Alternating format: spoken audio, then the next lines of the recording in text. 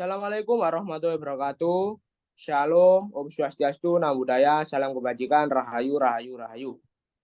Pada kesempatan kali ini, izinkan kami dari kelompok 2 mempresentasikan pemaparan sudut pandang Tetras Politika pada mata kuliah Hukum Tata Negara yang dibina langsung oleh yang terhormat Dr. Tommy Michael SH.MH. Pada kesempatan kali ini, sebelum memasuki materi, izinkan kami memperkenalkan diri terlebih dahulu. Yang pertama, saya Sandi Rahmat Ramadan dengan NIM 13 12 300 144.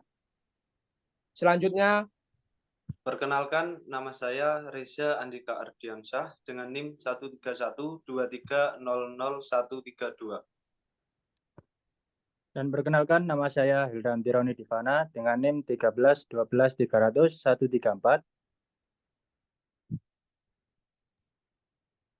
Kemudian perkenalkan, nama saya Muhammad Fala Burhanuddin dengan NIM 13 12 300 150. selanjutnya, Perkenalkan, nama saya Rodoto Safiaya dengan NIM 13 12 300 158. selanjutnya, Perkenalkan, nama saya Muhammad Rizal dengan NIM 13 12 300 168. baik, terima kasih. Izinkan saya Sandi Rahmat Ramadan memimpin jalannya presentasi atau pemaparan pada hari ini. Yang pertama, pendahuluan tentang Tetras Politika dan juga Trias Politika. Sebelumnya, mari kita bandingkan dengan Trias Politika atau Tetras Politika terlebih dahulu. Trias Politika dan Tetras Politika sebenarnya adalah dua konsep yang berbeda dalam ilmu politik. Trias Politika adalah konsep yang dikemukakan oleh Montesquieu yang mengatur pembagian kekuasaan negara menjadi 3 cabang, yaitu eksekutif, legislatif, dan yudikatif. Sedangkan Tetras Politika adalah konsep yang meliputi 4 cabang kekuasaan, yaitu eksekutif, legislatif, dan yudikatif, dan kekuasaan pengawasan. Trias Politika berasal dari bahasa Yunani yang artinya politik 3 serangkai. Sederhananya, Trias Politika adalah konsep politik yang berarti pemisahan kekuasaan. Tujuan dari konsep Trias Politika ini adalah untuk mencegah kekuasaan negara yang bersifat absolut di Indonesia. Sebagai negara demokrasi, termasuk salah satu negara yang menganut konsep Trias Politika. Itu adalah pendahuluan daripada materi hari ini. Selanjutnya adalah materi-materi selanjutnya akan dilanjutkan oleh rekan kami. Yang pertama Saudara Reza, kedua Saudara Heldan, ketiga Saudara Muhammad Rizal, keempat Saudara Ahmad Fala Burhanuddin, terakhir yakni Saudari Raudatus Salvi Yahya. Kepada Saudara Reza kami persilahkan. Baik, terima kasih. Di sini saya akan menjabarkan tentang pembagian kekuasaan daripada Trias Politika. Trias Politika dibagi menjadi 3 kekuasaan, yaitu yang pertama ada kekuasaan eksekutif, kedua adalah kekuasaan legislatif, dan yang ketiga adalah kekuasaan yudikatif. Yang pertama yaitu kekuasaan eksekutif.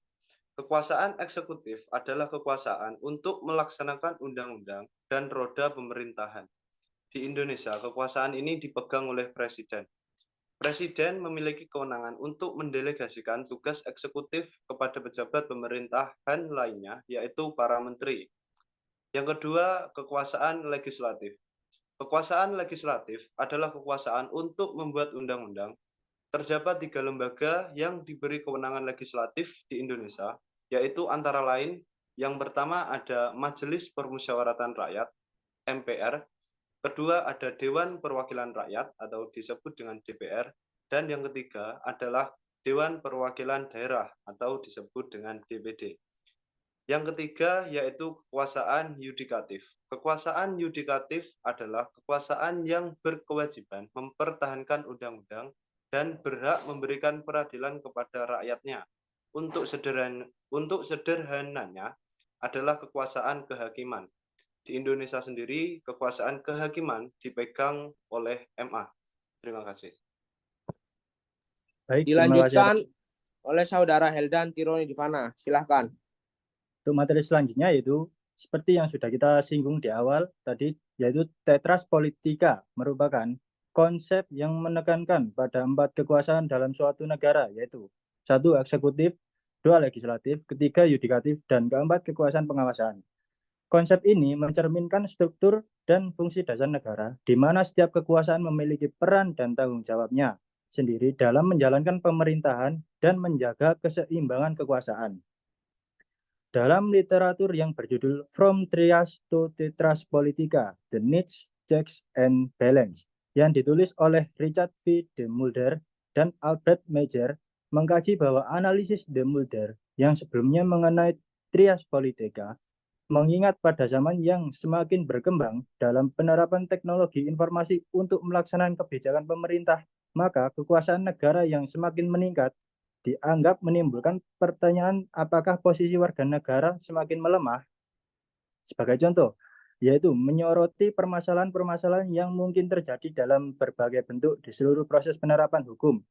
Beliau berargumen bahwa negara-negara barat yang modern membutuhkan jenis kekuatan sebagai tambahan terhadap kekuatan yang sudah ada, yaitu trias politika, dan negara hukum yang demokratis di era informasi memerlukan tetras politika. Terima kasih. Dilanjutkan oleh Saudara Rizal. Baik, untuk selanjutnya, apakah Tetras Politika menggantikan Trias Politika? Nah, di sini bahwa Tetras Politika tidak menggantikan Trias Politika. Sebaliknya, justru memperluas konsep Trias Politika dengan menambahkan kekuatan media massa sebagai kekuasaan keempat. Hal ini mencerminkan perubahan dalam dinamika politik dan sosial di era modern, di mana media massa memainkan peran penting dalam membentuk opini publik dan mengawasi pemerintahan. Maka, Trias Politika tetap relevan. Di samping itu, Tetras Politika memberi sudut pandang yang lebih komprehensif tentang pembagian kekuasaan dalam suatu negara. Baik, terima kasih. Memasuki materi inti. Yang pertama akan dibuka oleh Saudara Ahmad Falah Burhanuddin dan dilanjutkan oleh Saudari Raudatus Salfi Yahya. Baik, terima kasih atas waktunya moderator. Izinkan saya menjelaskan. Selanjutnya kita akan membahas sedikit mengenai bagaimana kondisi ketatanegaraan Indonesia saat ini. Kondisi ketatanegaraan Indonesia saat ini berada dalam konteks negara demokrasi dengan konstitusi yang kuat dan prinsip-prinsip pemerintahan yang berakar pada Undang-Undang Dasar 1945. Indonesia memiliki 3 cabang pemerintahan yang terpisah, yaitu eksekutif, legislatif, dan yudikatif. Dengan mekanisme check and balance untuk menjaga keseimbangan kekuasaan. Namun, di dalam kondisi tersebut juga memiliki sebuah permasalahan, meskipun setiap permasalahan sudah memiliki solusi masing-masing. Tetapi tetap saja terus berkembang di negara Indonesia ini, yaitu berbagai permasalahan tersebut meliputi yang pertama, korupsi dan transparansi. Kasus ini telah ditindak dengan Badan KPK atau Komisi Pemberantasan Korupsi. Tapi tetap saja terus ada di dalam negara demokrasi ini karena kurangnya kesadaran personil dalam negeri. Yang kedua, kebebasan berpendapat dan pers. Kebebasan ini bukan termasuk dalam kasus, tapi yang menjadikan perihal ini menjadi kasus yaitu penyalahgunaan undang-undang untuk mengendalikan kebebasan berpendapat itu. Yang ketiga, ada hak asasi manusia atau HAM. Di negara ini sudah ada hukum yang sangat kuat untuk melindungi HAM, tetapi tetap saja ada beberapa kasus yang dapat melanggar HAM karena kurangnya kesadaran masyarakat itu sendiri dan juga masih banyak pemikiran individualis di dalam negeri. Adapun permasalahan lainnya seperti desentralisasi dan otonomi daerah, politik identitas dan toleransi, dan juga pemilu dan proses demokrasi. Terima kasih. Terima kasih, Saudara Ahmad Fala Burhanuddin. Untuk selanjutnya, pemaparan materi terakhir yang akan dikemukakan oleh Saudari Raudatus Salfi Yahya. Kami persilahkan. Baik, poin yang selanjutnya yaitu kaitan antara Tetras Politika dengan ketatanegaraan saat ini di Indonesia. Yang pertama, Indonesia menganut konsep trias politika ini sebagaimana telah tercantum di dalam UUD 1945. Wacana Tetras Politika muncul sebagai usulan untuk menambahkan satu cabang kekuasaan lagi sebagai pengawas terhadap ketiga cabang kekuasaan yang sudah ada. Seperti yang dijelaskan, bahwa hal ini mencerminkan perubahan dalam dinamika politik di era modern saat ini, di mana media massa memainkan peran penting dalam membentuk opini publik dalam hal mengawasi pemerintahan. Yang kedua yaitu, maka dari itu, meskipun Indonesia menganut konsep trias politika, namun dalam hal praktiknya tidak selalu berjalan dengan sempurna. Hal ini disebabkan oleh beberapa faktor, meliputi yang pertama, kurangnya independensi lembaga-lembaga negara, yang kedua, lemahnya penegakan hukum, yang ketiga, budaya politik yang masih patriarkis dan feodal. Maka dari itu, suatu penambahan cabang kekuasaan dibutuhkan dalam hal mengawasi pemerintahan untuk memberi dampak baik yang lebih komprehensif tentang kekuasaan dalam negara. Nah, yang terakhir, sedikit saran dari kelompok kami yaitu untuk saat ini dan ke depannya, diharapkan Indonesia masih terus berupaya memperbaiki dan memperkuat sistem ketatanegaraannya untuk menegakkan prinsip Tetras Politika dengan lebih efektif lagi. Reformasi institusi, penegakan hukum yang lebih independen, dan peningkatan transparansi serta akuntabilitas pemerintah menjadi fokus utama dalam upaya mencapai tujuan bersama. Terima kasih. Baik, terima kasih. Berakhirlah pemaparan materi dari kelompok kami. Pada kesempatan kali ini, kami mengambil kesimpulan dari diskusi yang cukup panjang, yakni kami menyimpulkan bahwasannya Tetras Politika bukan bagian daripada kekuasaan, melainkan pengawas daripada kekuasaan dari tingkat eksekutif, legislatif, dan yudikatif. Tetras Politika memberikan perlindungan kepada rakyat untuk bebas berpendapat dan berpandangan, dan melindungi hak-hak rakyat yang lainnya dalam mengawasi kinerja para pemimpin negeri ini. Terima kasih.